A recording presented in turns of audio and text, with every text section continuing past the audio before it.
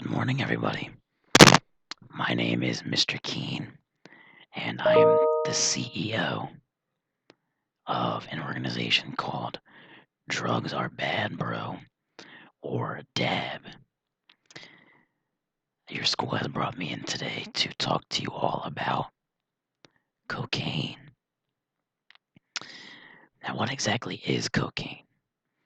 Well, it goes by many names, such as Coke, Blow, Snow, and even Lady.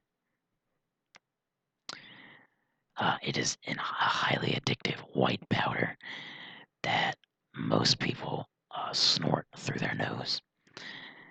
If you've ever seen a movie or a television program where somebody has a white powder on a table and they roll a dollar bill, maybe, and then they sniff the powder through the money in their nose, that they're sniffing cocaine. It comes from coca leaves found in South America. The coca plant from South America, thousands of years ago, natives in South America would eat these leaves raw to get the boosts, the effects, rather, that cocaine gives you now. It is also one of the most common street drugs in the United States. What happens to your body when you use cocaine? As we see here, this is a neuron. This whole thing is a neuron. We have the nucleus, which is just the center of the neuron. We have the cell body, which protects and surrounds the nucleus. And here we have a dendrite. And a dendrite we can think of as an entrance to a highway, or an on-ramp, if you will. Messages from other neurons enter the highway through the dendrite. They travel through the cell body and on to the actual highway.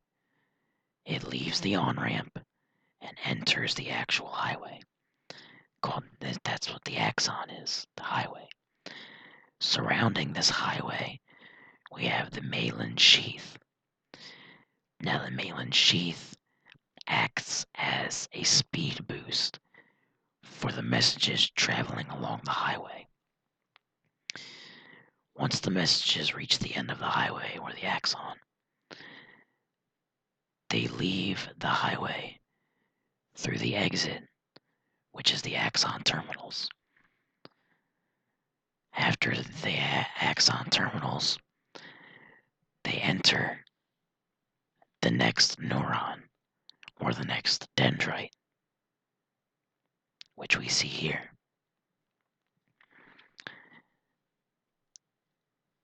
The messages being transported between neurons are neurotransmitters, which could be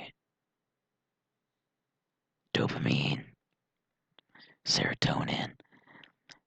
There are several. We're specifically focusing on dopamine, which cocaine affects directly. Dopamine is our pleasure feeling. We get our pleasure feeling from dopamine. Now we see here the transmitting neuron, which is the exit or the off-ramp or the axon terminals, which we saw a moment ago.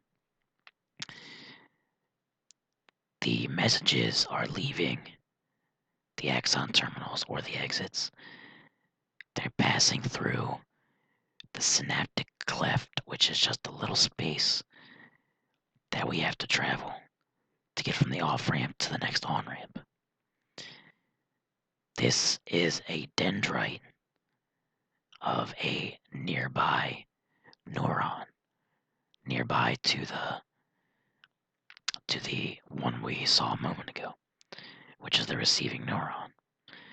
The messages enter the receptor and then do the cycle we showed a moment ago with the neuron. The dopamine is then sent to the brain.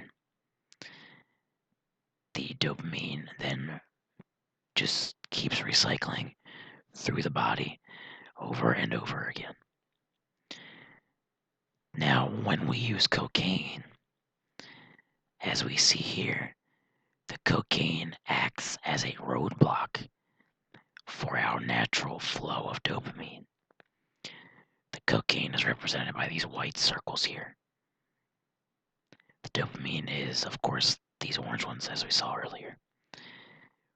When the cocaine blocks the natural flow of dopamine, the only dopamine we are receiving is that of the cocaine, which is not enough for our bodies. So we are dependent on this cocaine now. And to keep getting this feeling of pleasure and dopamine that we are getting from the cocaine, we have to keep using it, which is how people become addicted to cocaine. What does it do to your brain? We saw what it does neurologically, but what does it do to your brain when it gets there? As we know, the human brain controls everything that we do, from blinking to breathing to paying attention to this presentation that I'm giving, to eating. Everything that we control to everything that our body just does without us knowing. And when we use cocaine, it specifically affects our motor control and our motivation. And when those parts of our brain are affected, that can cause an increase in energy. People may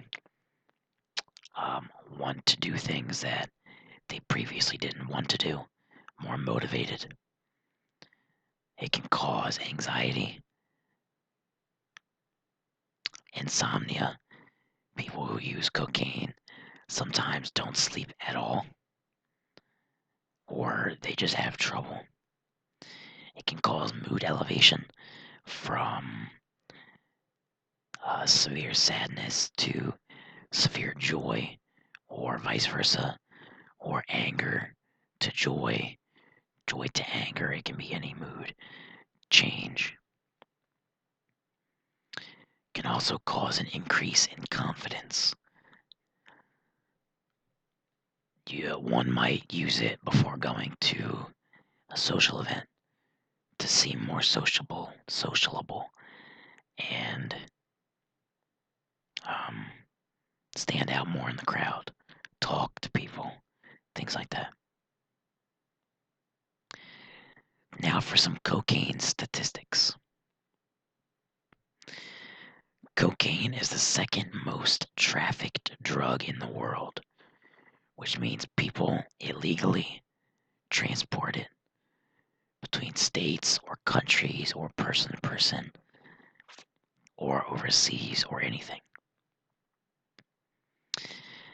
In 2006, 35.3 million Americans reported using drugs. In 2005, there were almost 500,000 emergency room visits involving cocaine. The total number of cocaine seized is 756 tons. That's as much as 30 humpback whales. 30 humpback whales equivalent of cocaine. That's a lot of cocaine. Now, in conclusion, this is very important. Drugs are bad, bro. steer clear of drugs, stay in school. Thank you for your time.